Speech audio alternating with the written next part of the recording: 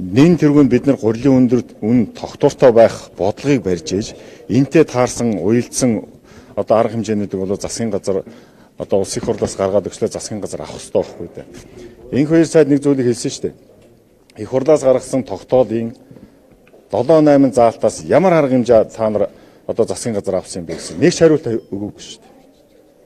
100 мянгаас доошгүй тонн одоо будааг авч ээж нөөцөнд гаргаж ээж ингээд цаашаа явъя гэсэн тэр лабораторитой холбоотой асуудлууд тэр хариаланчдаг жоохон дэмжих асуудлууд ийм асуудал дээр ямар арга хэмжээ авсан ямар ч арга хэмжээ аваагүй шүү дээ.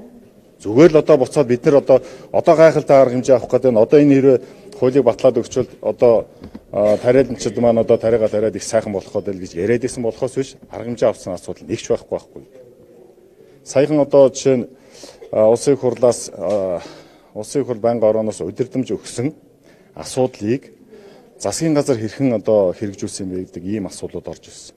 Манай байнгын ороон дээр бол тэрийг би шууд цааш нь буцаасан. Яагаад гэхээр тэрэн дээр бол одоо 2 сар хурж ирээд босон болоогүй хэдхэн хариулаад байгаа. Гэтэл яагаад тэгвэл улсын хурлаас гаргасан шийдвэрүүдийг засгийн газар хэрэгжүүлдэг. Ингээд засгийн газар хэрэгжүүлэхгүй тэгэл буцаж ингэж эргэж буцаад байх юм бол улсын хурл шийдвэр гаргах ямар хэрэгтэй юм бэ? Энэ өнцгөөс бид нар харах хэрэгтэй байхгүй юу? Гурилын үйлдвэр дээр бол тодорхой хэмжээний монополууд байгаа шүү дээ. Яагаад 32 үйлдвэр байсан өнөөдөр 5хан 6хан үйлдвэр ажиллаж байгаа юм? Яагаад Улаанбаатарт байгаа нэг хэдхэн үйлдвэр бүх асуудлуудыг барьж байгаа юм?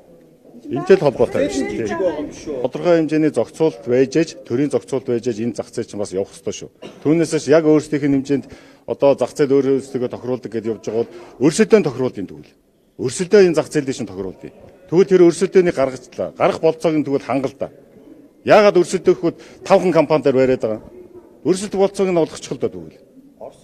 Тэрийн дэмжлэг үзүүлдэг. Бүх дэмжлэгүүдийг яахлаараа 5хан компани авч идэв тэгвэл. Та нар тэрийг бодж үзсэн. Бүх дэмжлэгүүдийг яахлаараа 4-5хан компани авч идэв тэгвэл. Улсын хурлаас гарсан 7-8 заалтай тогтоол яагаад хэрэгжээгүй юм бэ гэдгийг би танаас бас тэр хариуцсан хүмүүс нь асууж байна. Яагаад хэрэгжээгүй юм бэ? Нэгэнт улсын хурл хилэлцээд ажлын хэсэг гараад батлаад гаргаж ирсэн юм бол тэр одоо зах зээлийнхэнтэй бүгдэндээ уулзаад гаргасан юм бол энэ 7-8 одоо заалтаас яагаад нэгэн ч хэрэгжүүлээгүй яагаад нэгэн ч татаж авч үзээгүй юм бэ гэдэг асуултыг би буцаад эргээд асууж байна шүү. За